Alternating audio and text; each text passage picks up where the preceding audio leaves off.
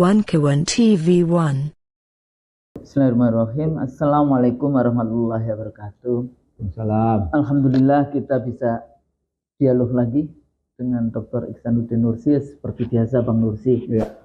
Para pemirsa mudah-mudahan puasa-puasanya Lancar lancar dan diterima di sisi dan insya Allah diterima. Tabarakallah diterima oleh Allah amal ibadah kita. Amin. Ya, Masya Allah kita masih ketemu Ramadan, itu satu barokah tersendiri. Bulan pembakaran, bulan pengampunan, Bulan menahan diri, bulan karomah, bulan turunnya, peringatan turunnya, bukan bulan turunnya, bulan peringatan. Sekarang ini bulan peringatan turunnya Al-Quran. Ya. Lailatul Qadar. Lailatul Qadar, nuzulul Quran. Ya. Nah, tapi pada saat yang sama tetap amar ma'ruf nahi mungkar. Soalnya kalau enggak kita disuruh tidur saja. Iya. Enggak, Dan tetap itu amar ma'ruf nahi hadisnya mungkar. doaif itu. Oh gitu. Jadi kalau tidur berpuasa lebih baik tidur aja sudah dapat. Nah, itu hadisnya nggak jelas itu. Bang, Ya. berapa tahun lalu ya kita membahas tentang Gaza, saudara-saudara kita di Gaza. Sekarang sudah banyak sekali yang Palestina, Ukraina, dan Cina. Kayak gitu. Ulang. Kan. Jadi Ukraina, Palestina, dan Cina. Atau Cina dalam kaitan dengan Laut Cina Selatan, dalam kaitan dengan Selat Taiwan. Ya. Lalu Ukraina. Dan Rusia dan berujung dengan persoalan Palestina. Ukraina garing NATO. Iya, garing NATO. Jangan dihilangkan. Sebentar lagi NATO yang menyatakan NATO yang memerangi Rusia. Sudah muncul itu kalimatnya. Kita berapa tahun yang lalu baru mulai kita katakan ini bukan hanya cuma sekedar perang Ukraina versus Rusia versus Ukraina, tapi Ukraina garing NATO versus Rusia, gitu ya. Dan ada negara Eropa yang menyatakan kami punya perangkapan senjata yang tidak pernah kami pakai, maka kami akan membantu Ukraina. Kenapa? Karena Ukraina beberapa kali terdesak oleh Rusia. Betul.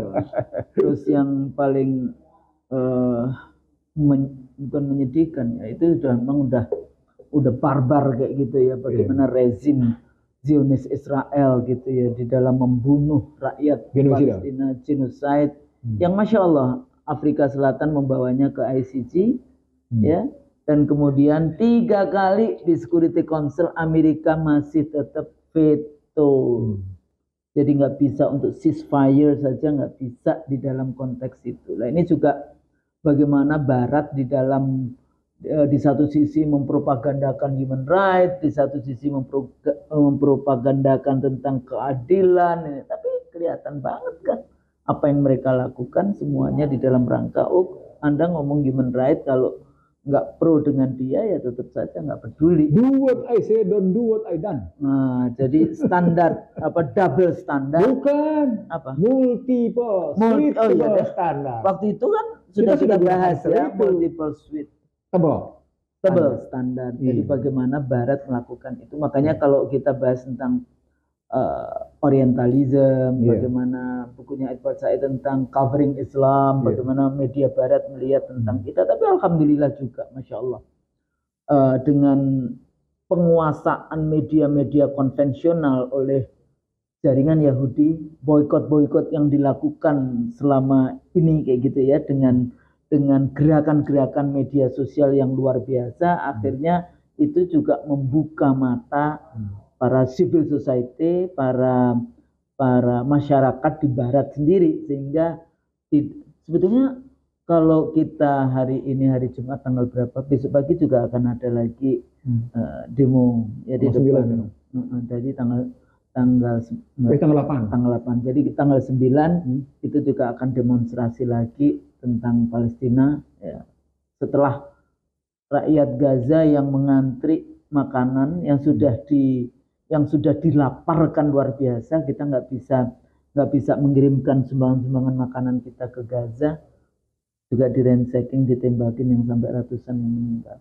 Nah, tapi Bang, bukan kita melihat bagaimana kejamnya rezim Zionis Israel, tapi bagaimana sebetulnya global politik ya, geopolitik global politik kita hari ini ya. Indonesia baru saja selesai melaksanakan pemilu yang the liberal Machiavellian election atau fabricated election atau election electoral kudeta atau apapun lah terminologinya. Tapi kita tidak bisa dipisahkan dari yang namanya hegemoni global. Ya, di dalam konteks itu bagaimana demokrasi sebetulnya dari sejak awal dalam diskusi-diskusi kita katakan itu sebagai instrumen. Jadi kalau liberalisme itu di politik muncul wajahnya demokrasi, di ekonomi muncul wajahnya kapitalisme, di sosial, di masyarakat muncul wajahnya menjadi individualisme. Jadi sebetulnya kalau kita melihat seperti itu perkembangannya, di mana kita kontestasikan dengan peradaban misalnya Pancasila gitu. Kalau kita bahas tentang demokrasi sebagai generik kayak gitu ya, dengan variabel-variabelnya, kita kemudian kita kawinkan dengan pemikiran-pemikiran Pancasila. Nah, tapi kan nggak ada sampai hari ini. Oke. Saya akan ngambil dulu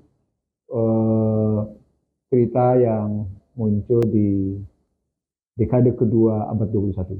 Oke. Dekade kedua abad 21 ini yang paling mendasar adalah COVID yang sesungguhnya merupakan peperangan. Ya. Bioweapon istilah saya. Ya. Ini saya basiskan atau saya rujukan atau referensi saya adalah ada National Security Strategy of US 17 September 2002. Dalam konteks depopulasi. Dan itu pernah saya sebarkan dalam depopulasi. Chemical or bioweapon ini dipakai memang dalam rangka proxy war. Kalau terjadi kontak militer itu sesungguhnya cuma dalam rangka mengenerate ekonomi. Dia memukul tapi sekaligus mengenerate. Ada pihak yang dipukul, ada pihak yang generating. Gitu. Dengan vaksin, dengan macam-macam. Antaranya dengan vaksin, antaranya dengan IT. Vaksin IT ya. Nah, sekarang kalau kita ngelihat bagaimana tantangan Indonesia ke depan dengan pemilu yang sudah seperti ini gitu. Mari kita rumuskan dengan baik sekarang. Tantangan global kita apa? Tantangan regional kita gimana? Tantangan nasional kita kayak apa? Kita strukturkan seperti itu gitu ya. Tantangan internasional kita adalah kita dipaksa untuk tidak mampu menerapkan politik luar negeri bebas aktif. Tidak mampu, tidak bisa. Tidak bisa. Kita sudah kayak dikunci gitu ya dengan obor atau BRI, Belt Road Initiative, poros Jakarta, Beijing. Pada saat yang sama juga bagaimana kekuatan poros Jakarta Washington bisa saja kemudian nanti dua poros itu bersatu. Nah, sebenarnya dalam perspektif Belt and Road Initiative atau One Belt One Road versus sekarang ini dibangun dengan yang namanya blok perekonomian Barat, gitu ya, bisa dilihat dalam pertarungan apa yang sebenarnya enak maksudnya kajiannya, yang saya sebut sebagai kajian 6 wilayah. Kita pernah bahas connectivity war berbasis demografi, ingat ya? Iya. Ingat demografi ya? Ya. Connectivity war berbasis, bukan connectivity war berbasis IT. Bukan, yang demografi itu banyaknya illegal migrant workers. Tapi itu juga karena kesalahan Barat sendiri. Ya. Karena melakukan Arab Spring. Ya, Arab Spring. Arab Spring mengakibatkan terjadi connectivity war. Tapi memang mereka mau mengobrak-abrik. Enggak, terpercik muka sendiri. Oh. Terpercik muka sendiri. Jadi connectivity on demographic base gitu ya. Akhirnya ada konsekuensinya menjadi refugee. Iya, refugee. Ya, itu influx Syria ke Eropa. Bukan hanya Syria, kemana-mana. Enggak, maksudnya Syria ke Eropa yang kelihatan. Ya, kelihatan ya. Luar biasa itu kan. Nah, itu satu. Yang kedua, problemnya, ini problem yang disebut dengan problem IT. Yang juga akhirnya melahirkan connectivity. Yeah. Lahirnya juga akhirnya perang. Jadi bisa dilihat pada semiconductor war. Itu pernah kita sebut juga. Perang cyber, perang semikonduktor, perang kabel laut maksud saya, perang satelit, gitu kan? Jadi ingat apa yang dilakukan oleh Houthi, potong itu kabel-kabel di bawah laut. Itu yang kena siapa itu? Ya saya nggak tahu itu begitu potong-potong kabel laut itu banyak lah karena sekarang ini Cina Maksudnya Houthi dia bisa deteksi this is UK, this is United States, pastilah Israel. United States, pastilah Israel. Enggak, maksudnya kabel-kabel itu loh. Iya, pasti ke sana. Tapi kalau kapal Indonesia sih lewat Dibiarkan. aja. Gitu. Jadi kalau Houthi motong kayak gitu itu sebenarnya dalam rangka memutus infrastruktur laut, infrastruktur kabel laut. Kan dua tadi. Jadi kalau kita bicara tentang ICT war, itu maka konteksnya bisa semiconductor, bisa kabel, bisa satelit. Satelit itu makin kuat-kuatan transmitting, kuat-kuatan menjangkau daya jangkau, kuat-kuatan memberikan informasi tentang bagaimana footprint dari kondisi di itu. Itu kekuatan di situ. Nah, di dalamnya sekaligus ini menarik nih, apa? Quantum computing. Apa itu quantum computing? Saya mengistilahkan bagaimana model yang dibangun oleh Barat dengan model pendekatan multidisiplin. Jadi kita kalau saya melihat debat 5 capres, dia belum sampai pada pendekatan quantum computing, belum pada pendekatan multidisiplin. Bahasa satu masalah harus bisa didekati dengan multidisiplin. Dia cuma bahas tentang gimana bikin pabrik HP. Dia nggak paham bahwa dengan ini itu semua yang namanya finance, global finance, global semua sekarang misalnya apakah data-data penduduk Indonesia, database penduduk Indonesia itu ditaruh di luar negeri, diambil Alibaba atau diambil siapapun, dalam konteks itu hasil pemilu juga oleh Alibaba dan sebagainya. Ini nggak ada pemikiran bagaimana nanti diintercept dan akhirnya diubah-ubah. Itulah yang terjadi sebetulnya. Jadi yang pertama tadi soal mengobrak-abrik ya jadinya, computing, quantum computing. Nah, siapa saja yang tidak mampu melakukan pendekatan quantum computing, melakukan pendekatan multidisiplin berbasis big data, pasti ketinggalan, pasti kegulung. Pasti kegulung. Saya jamin. Saya ulang. Siapa saja, negara mana saja yang tidak mampu melakukan pendekatan multidisiplin atas situasi, atas sekarang isu ya, maka dia pasti akan digulung oleh situasi. Dan itulah apa yang kita sebut sebagai VUCA, disrupsi. Jadi demografi yang tadi connectivity war, yang kemudian dengan ICT, finance juga, ini investasi. Jadi ikut terus Nul. Jadi ketika bicara demografi itu karena ada investasi. Ya, demografi, ICT, ketemu finance. Ketemu finance, ketemu global climate change. Iya betul. Ketika ketemu global climate change, One Health on digital currency. Lalu di situ ikutnya berikutnya apa? Global climate change itu ketemu dengan transisi energi. Nah di situ ributnya. Ujungnya, One Health kan isu kesehatan ya. Nah, jadi semua isu berarti ya di dalam konteks itu isu lingkungan, atas nama lingkungan, atas nama kesehatan. Tapi semua sekarang dikuasai kan ini. Ada sentralisasi dunia. Nah isu yang keenamnya adalah tarikan orang ke dalam isu dari bagaimana multipolar, dari tadinya kan unipolar bergeser ke multipolar. Nah, unipolar sebenarnya hiperpolar. Yang sekarang udah hiperpolar, lalu kemudian uni, lalu kemudian multi, lalu sekarang menjadi bi antara Cina bilateral. Semuanya status begitu. Nah, poinnya dari konstruksi penurunan deglobalisasi istilahnya, poinnya satu Sunni Husnul. Apa itu? Tiap negara bangsa itu mempertahankan dirinya masing-masing. Tapi negara bangsa bagaimana yang bisa mempertahankan dirinya masing-masing? Negara bangsa yang punya marwah. Jadi itu dignity. Nah di situ kita bicara tentang situasi internasional itu begitu semua. Maka cerita tentang Ukraina Rusia atau NATO Rusia, cerita tentang Palestina Rusia, Amerika, Zionis gitu ya. Zionis Israel plus komplisitnya UN dan US dan UK. Iya, mau tidak mau termasuk Prancis dan Jerman. Tapi walaupun Prancis dan Jerman tidak terlalu intens lagi karena mereka menganggap ini genosidanya sudah keterlaluan. Oke. Lalu tadi yang berikutnya setelah kita lihat Palestina, Israel, berikutnya tinggal kita lihat juga statusnya di sini. Laut Cina Selatan. Laut Cina. Dan yang saya takutkan keinginan membuat jalur-jalur bawah laut nanti IKN penguasaan Indonesia Timur yang sangat kaya sudah dilakukan. Jadi penguasaan oleh Cina sudah terjadi, sudah dilakukan. persoalan pokoknya adalah saya pernah bilang ini pertarungannya luar biasa. Jadi di mana posisi kita? Kalau saya bilang in the middle of nowhere. Saya terusin dulu, Snor. Ya. Jadi situasi kalau internasional. dalam konstruksi internasional jawabannya di mana posisi kita sebagai in the middle of nowhere, maka saya bilang tadi jangan teriak-teriak lagi politik luar negeri bebas aktif. Siapa yang Menlu kita? Karena dalam saya Orang-orang HI. Nah, ini saya mau If you buktikan. don't have a value ya kayak gini. Iya. Nah, saya ingin menjawab sebagaimana peristiwa yang terjadi kemarin di KTT ASEAN Australia. Jawabannya bisa kelihatan. Nah, sebelum sampai ke situ, cerita tentang bagaimana Palestina, Israel, Ukraina, Rusia, Cina dengan Amerika dengan beberapa ini. Maka sebenarnya bisa kita lihat bahwa sedang terjadi pergumulan blok-blok perekonomian.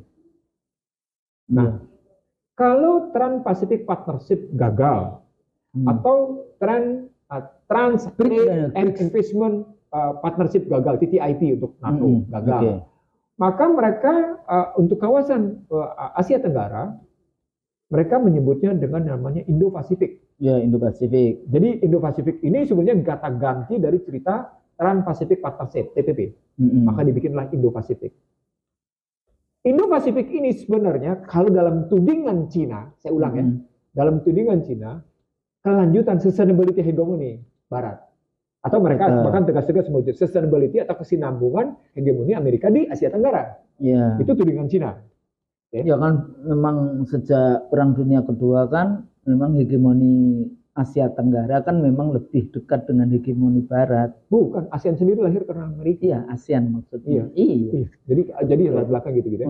Nah, lalu kalau kita ngelihatnya begitu, maka Cina menjawab dengan tadi kan Indo-Pacific Economic Forum gitu ya.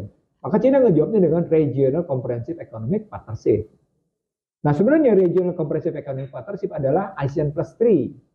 Ya. ASEAN plus China, ASEAN plus Korea, South Korea, ASEAN plus Jepang. Oke. Sebenarnya Australia juga beberapa kali. Makanya kemudian ASEAN plus Australia di sini. Nah, jangan sedul begitu ngambilnya, karena itu shortcut, lalu kita kehilangan di jalan tengahnya kayak apa. Nah, di jalan tengah yang saya mau ambil adalah wujud dari bagaimana Cina mulai menampilkan diri sebagai pemenang atas perekonomian dalam peperangan perekonomian, tepatnya dalam perang dagang, tepatnya dalam perang IT. Kan industri IT-nya Cina dibongkar-bongkarin tuh, gitu ya. Di Australia, di New Zealand, di Kanada, di Uni Eropa dibongkar-bongkarin Huawei. Maksudnya. Cina tidak boleh pakai Android, gitu kan? Kita sendiri, bikin sendiri semuanya. Udah, nggak boleh pakai semuanya. Lalu dampaknya lebih dalam adalah dari situ yang saya bilang perang semikonduktor, perang cyber. Sekarang mereka. Itu lawannya Facebook. Dan itu kemudian TikTok di Amerika di beberapa tempat dilarang, di-ban. Sekarang di kita kan TikTok nggak boleh jualan. Nggak ada gunanya, tetap aja tuh. Iya, jualan juga. Nggak ada gunanya. Kita itu cuma omdo. Iya. Nah, lalu kalau kita ambil dari perspektif seperti itu, maka kata kuncinya dalam konstruksi tadi kan ada 6 masalah tuh. Kata kunci di finance sesungguhnya 2. Yang pernah kita bilang sebagai de-dolarisasi. Kapan kita bicara? Sampai tahu nggak de-dolarisasi? Ada kawan kita yang dari Malaysia. Dia ini sangat appreciate. Gitu. Kita duluan saya bicara. Maksudnya anggota parlemen di Malaysia. Iya.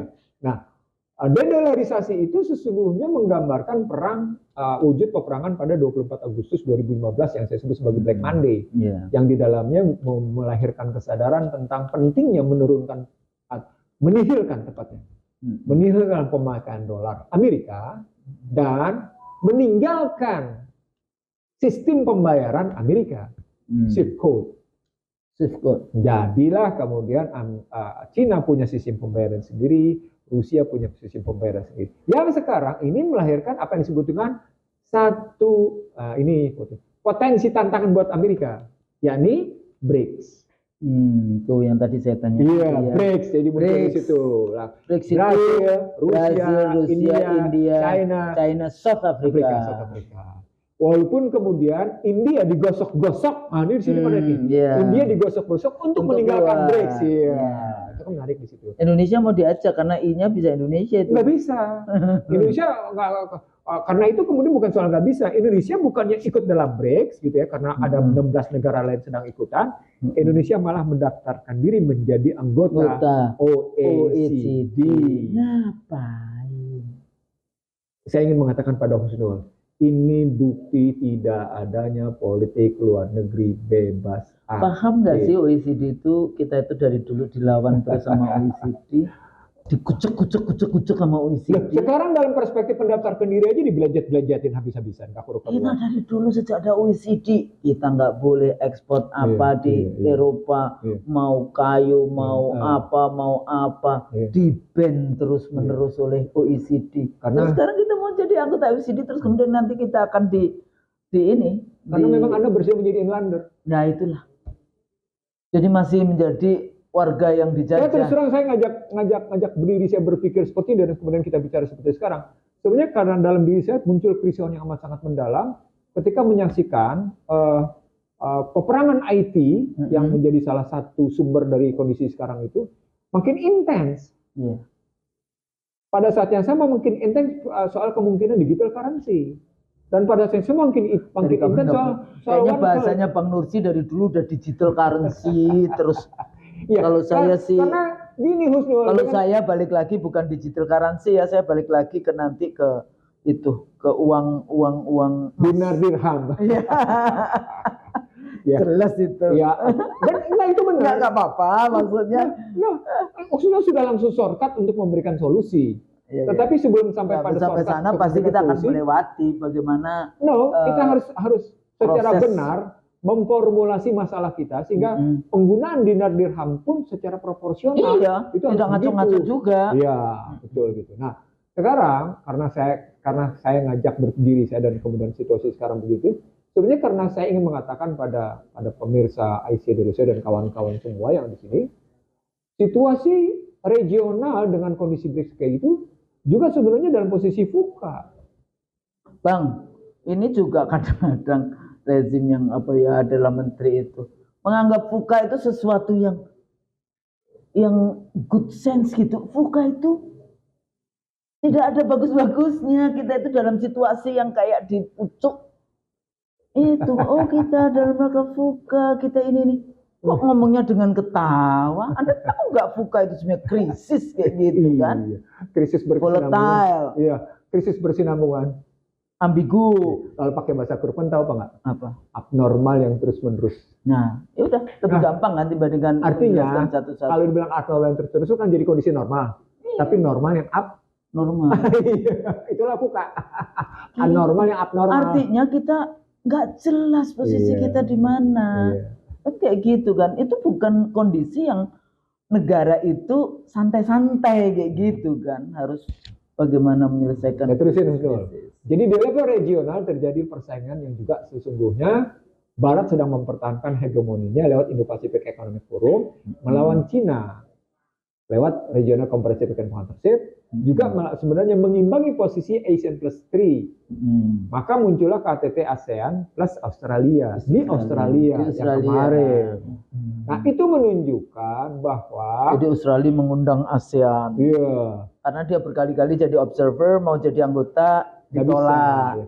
Tapi bagaimana mungkin Australia itu kan sebenarnya Barat. Nah, white mereka European in our neighbor. Gini sih, pada saat yang sama Anda ingin diakui sebagai bagian dari ASEAN. Tapi pada saat yang sama Anda tetap mau menunjukkan bahwa Anda lebih terhormat sebagai bagian dari Barat. Gimana ceritanya? Dia menjadi sheriff Amerika di wilayah sini. Apalagi dikasai dengan nuclear submarine. Iya, betul. Sampai Prancis memprotes. Coba gimana? Negara ketujuh yang punya kapal selam berbasis nuklir. Australia. Sampai Prancis protes sama Amerika. Luar biasa di situ kan kata kunci AUKUS-nya itu. Dan itu tempat ininya itu senjatanya salah satunya Jakarta itu. Nah, jadi dari konstruksi itu saya ingin mengatakan ketika internasional kayak gitu, regional begitu, bagaimana dengan kondisi nasional? Nah, hegemoni lagi. Itu makanya saya menggunakan satu kalimat yang tidak pernah saya ubah. Paling tidak belum pernah saya ubah. Maafkan saya kalau saya terpaksa ada orang menuding saya sebagai apa ya? Wis gak apa-apa lah dengan tudingan-tudingan biasa saja. Biasa saja. Saya ingin Yang mengatakan penting- begini, Husnul. Ya itu yang penting kita sampaikan. Iya. Apa yang ingin kita sampaikan? Selama sistemnya seperti sekarang, Ya betul.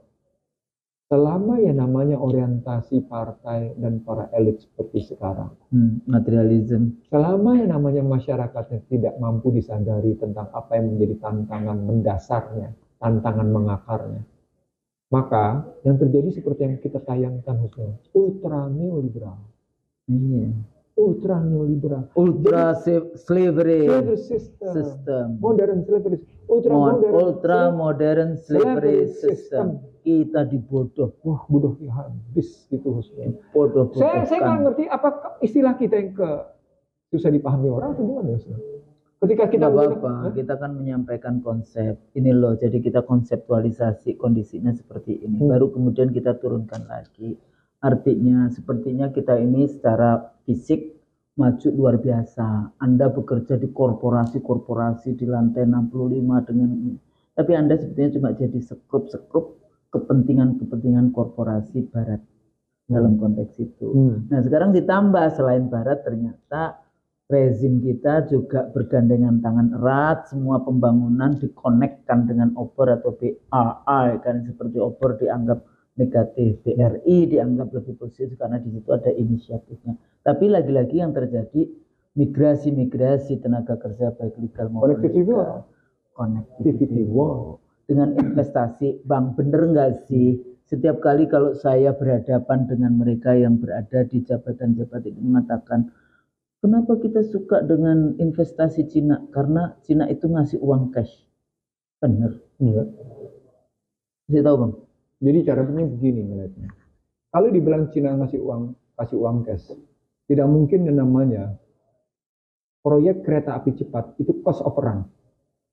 Akhirnya APBN masuk. Yes, tidak mungkin. Sekarang kita terusin. Kalau memang Cina itu memberikan uang cash, tidak mungkin yang namanya semua smelter nikel itu mestinya melahirkan manfaat atas lokasi setempat. Tapi justru kenapa kemiskinan makin meluas di dalam? Karena kekayaannya dikeruk habis-habisan dan dibawa habis-habisan. Itu kalau bicara nikel. Atau lebih lanjut sekarang, kalau kita memang benar dalam konsumsi Cina seperti itu, mestinya listrik kita tidak terus-menerus naik. Karena sejumlah power plant itu Cina. Padahal batubaranya dari... Lihat coba proyek yang dibuat di bawah SBY tentang 10.000 megawatt fast track. Ya, fast track. Ya, fast track. Yang kemudian juga tidak baik-baik banget, punya masalah, dan untuk menumbuhkan lagi akhirnya mereka dapat uang lagi. Berapa kali mereka dapat? Jadi yang ngomong tuh pakai data gitu loh. Bongkar deh itu 10.000 megawatt era SBY, bagaimana Cina di situ? Bongkar deh. Bagaimana juga kemudian proyek 35.000 sekarang megawatt. 35.000. Iya. Yang 10 giga gimana, yang 35 giga gimana gitu. Saya ingin mengatakan gimana negara kita kondisinya ekonomi politiknya. Sekarang saya tanya semua kekayaan dirampok kayak gitu ya, dibagi-bagi, dikapling-kapling, tapi kemudian dibawa keluar. Oke, pertanyaan berikutnya. Kapan Indonesia punya surplus perdagangan dengan Cina? Nggak ada. Artinya ketika Anda mengalami posisi yang sangat sulit untuk memperoleh surplus perdagangan dengan Cina, that is a part of the loser. Itu bagian dari bentuk Anda pecundang. Berapa hari yang lalu ada video beredar, katanya Indonesia mau mengekspor padi, beras ke Cina. Yang terjadi dibully itu sama siapa itu, mafia-mafianya ya. Jadi kalau soal beras itu benar nggak? Enggak, maksudnya gini lah. Kita aja setengah mati beras ini terus dengar. Ada petani Cina yang melahirkan bibit sehingga memproduksi padi luar biasa. Ya. Dan menariknya, si petani Cina tadi, saya lupa namanya, itu tidak ingin mendaftarkan hak patennya. hak intelektualnya. Apa dampaknya? Si petani tadi menjadi diundang oleh berbagai negara dalam rangka meningkatkan produktivitas padi di seluruh dunia. Maka Cina menjadilah negara yang punya produksi padi berlebihan. Bagaimana kemudian munculnya kita kemudian akan mengekspor padi ke sana? Logikanya gimana sih? Sementara kita setiap kali import padi. Iya, import beras. Sekarang beras mahal. Jadi saya cuma enggak, maksudnya kadang-kadang itu ya disinformasi yang luar biasa seperti itu. Produsennya siapa? Hanya menjadi, ya kalau hoax yang paling sempurna kan ya juga rezim yang berkuasa, itu kata Rocky Gerung ya, karena punya semuanya. Enggak, maksud saya mimpi politik itu yang memang yang dijual adalah hoax.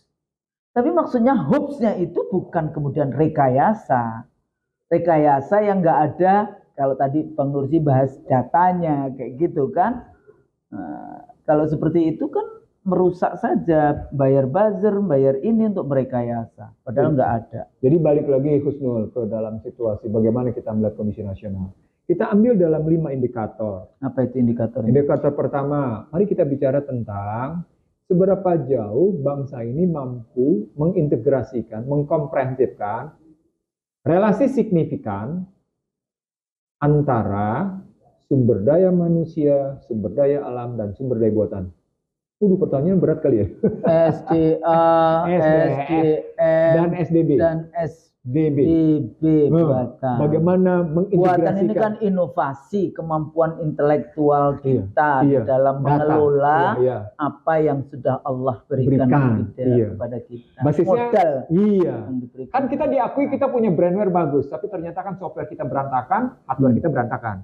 Maka pertanyaan besarnya, bagaimana merelasikan secara signifikan sumber daya manusia, sumber daya alam, dan sumber daya buatan untuk kepentingan kedaulatan ekonomi Indonesia. Bisa nggak ngejawab kira-kira? Sorry to say Husnul.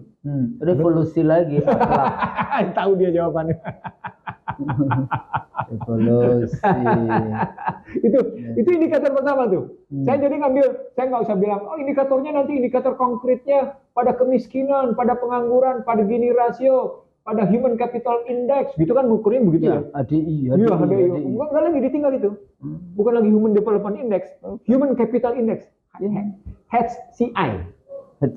Bukan lagi Human Development Index, tapi Human Capital Index. Nah, ketika mereka masuk ke dalam Human Capital Index, saya tanya balik, boleh dong? Boleh dong. Social Capital Index-nya gimana? Ukurannya kan gampang. Bangsa yang terbelah. Bukunya Bang Nursi, bangsa yang terbelah. Kita dibelah-belah nggak karuan. Hubud dunianya juga nggak karu-karuan. Tadi Usul sudah bilang tadi. Sekolahnya nggak. Tadi Usul sudah bilang. Dalam konteks sosiologi, maka yang terjadi Human Capital Index nanti adalah individualisme. Maka Social Capital Index-nya ambruk seambruk walaupun pada saat yang sama, pada saat COVID, beberapa survei internasional mengatakan Indonesia adalah orang-orang yang memiliki kepedulian, generous untuk sharing. Tapi itu kan kelompok yang punya iman, yang punya ini kan sebetulnya. Kalau dilihat lagi, lebih mengerucut lagi. Di mana posisi-posisi itu? Itu kan dalam rangka membobokan Indonesia. Nah, tapi ini dari Korea. Saya setuju. Dia nggak apa-apa dibikin kayak gitu. Ya alhamdulillah tapi masih ada. Generous society. Jadi kayak ada di dalam masyarakat yang kering kerontang ada oase gitu loh. Bang, sebetulnya kita masih punya modal itu karena masih ada kelompok yang. Saya setuju, tapi problemnya adalah dia tidak mampu menyelesaikan akar masalah. Kenapa? Karena leadershipnya. Problemnya tadi ini tadi bukan negara yang generous, kelompok yang ada di masyarakat. Oke, kita terusin ya. Kalau kita bilang situasinya dia tidak diukur oleh persoalan kemiskinan, dia tidak diukur oleh soal pengangguran, dia tidak diukur oleh Human Capital Index, dia tidak diukur oleh Gini rasio, gitu. Dia tidak diukur oleh namanya tingkat pendapatan per kapita, gitu. Maka dia sesungguhnya itu kan output ukurannya Husnul. Iya, betul. Maka sebenarnya kita harus mengukur dulu pada posisi ukuran pada apa yang saya maksud sebagai ukuran input. Ukuran input tadi yang saya bilang. Bagaimana Anda mampu menarik relasi signifikan. Gini loh, bahasa sederhananya. How to make a strategic plan is really good gitu.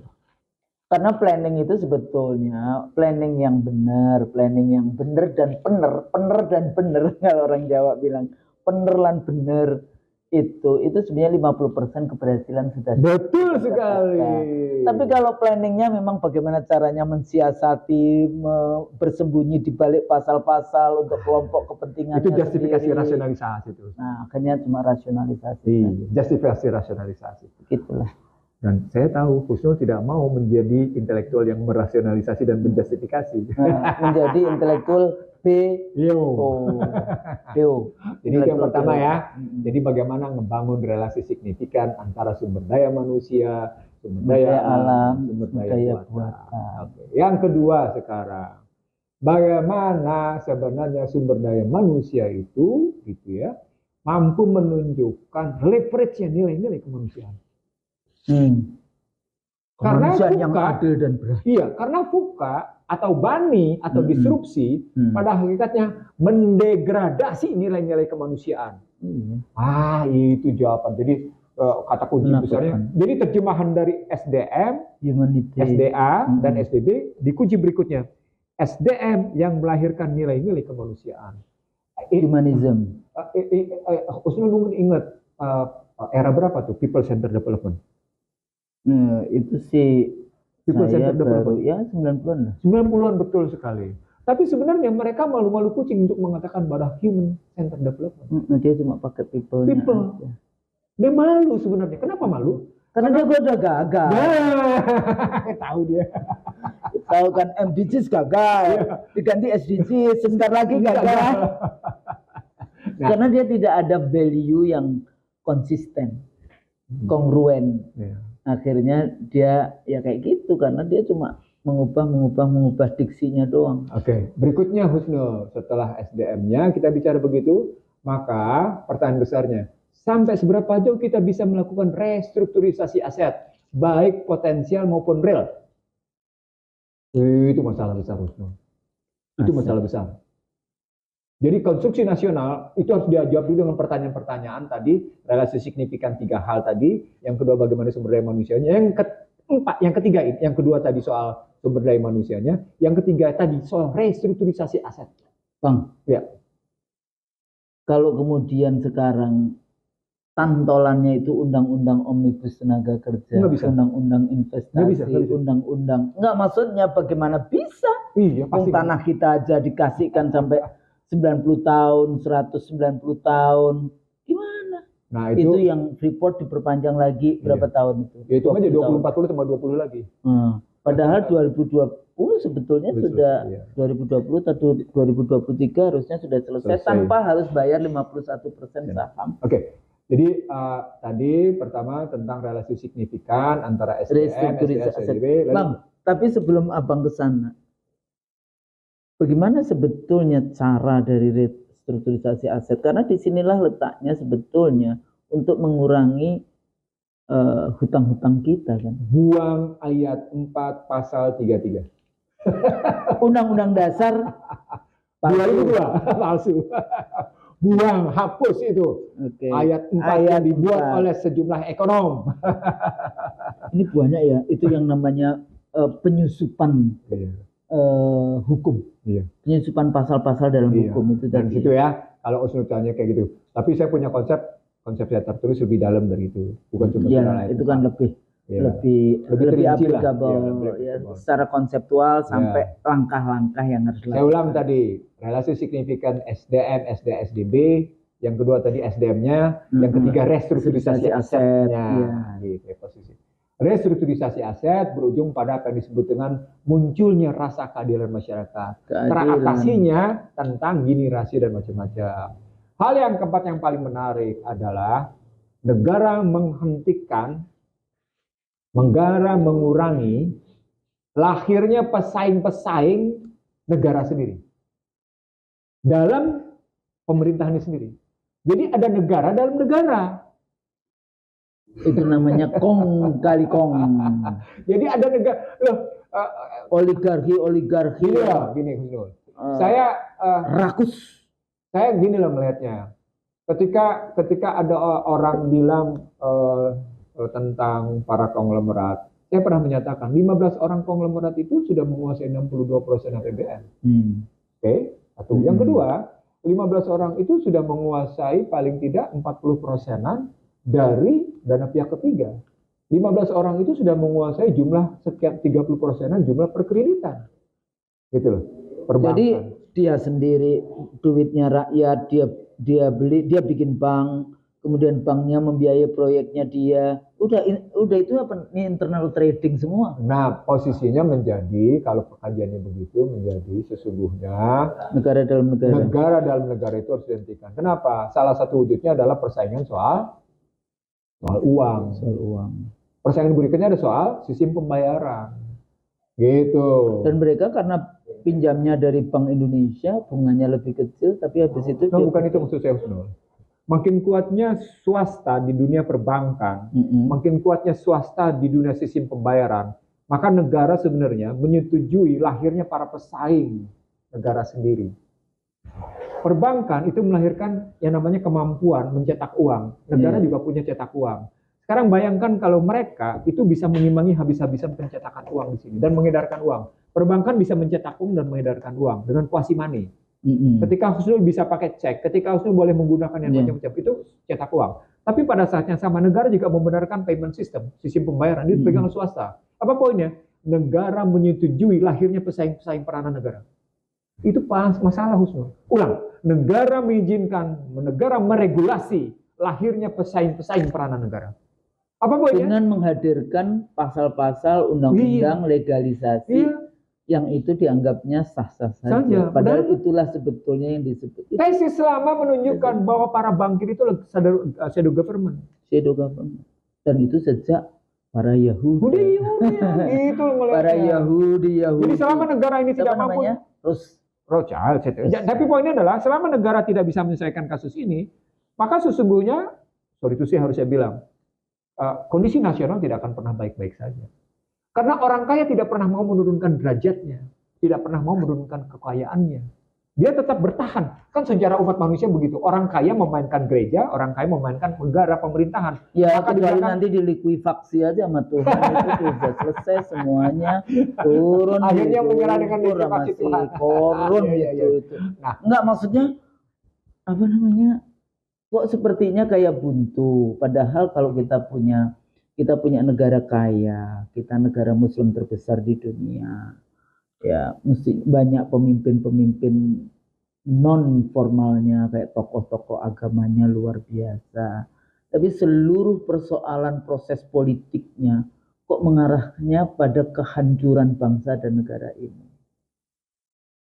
Maksud saya mengingat kembali bagaimana para pendiri bangsa dulu itu merumuskan dari mulai koperasi, dari mulai state owned company, BUMN yang dibangun, tapi BUMN punya anak-anak yang swasta dan dikuasai oleh segelintir orang.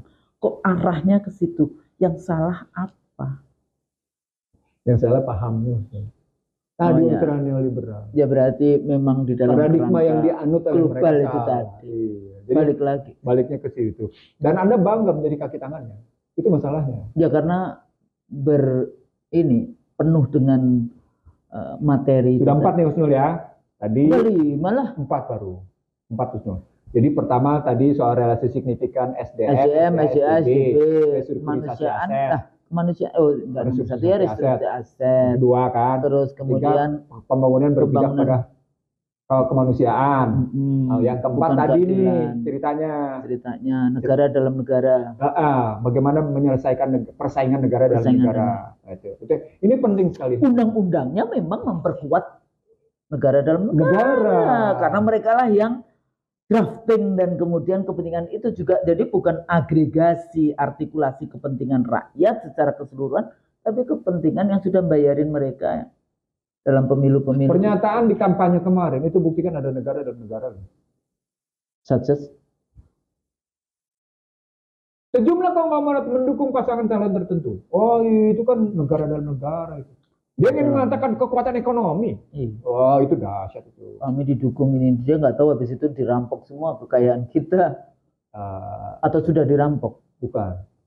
Diambil? Bukan. Saya nggak punya kata-kata lagi di dalam menerjemahkan apa yang dilakukan oleh mereka. Dia tidak sadar bahwa sesungguhnya dia tidak punya apa-apa.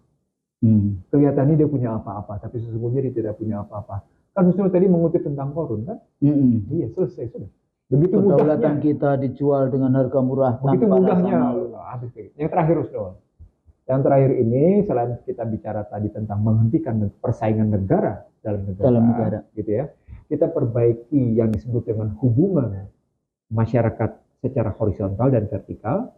Dalam konstruksi juga negara betul-betul sebagai negara hadir dalam rangka menegakkan kedaulatan rakyat. Apa poinnya? Memperbaiki sistem politik dan sistem hukum.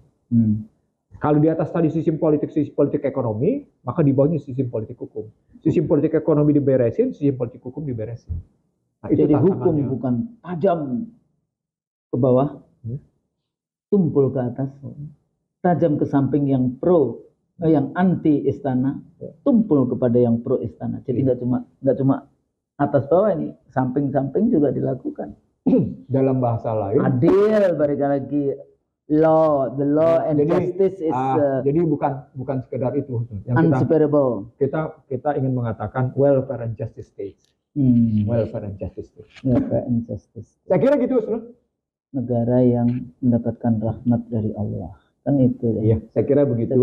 Mudah-mudahan ini berguna untuk yang mendengarkan. Iya. Kalau yang nggak mau mendengarkan ya nggak apa-apa lah, Bang. Namanya juga banyak sekali kan yang lain. Saya banyak ngeluarin hal yang baru sih itu. Menyampaikan hal yang baru.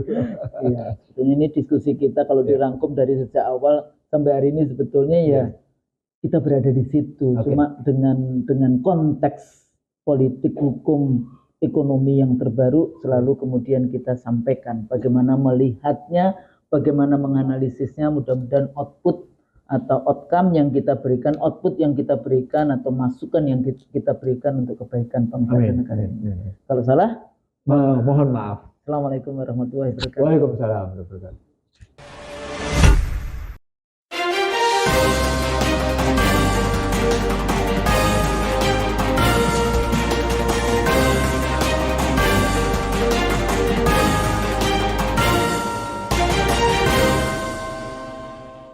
One Kawan TV 1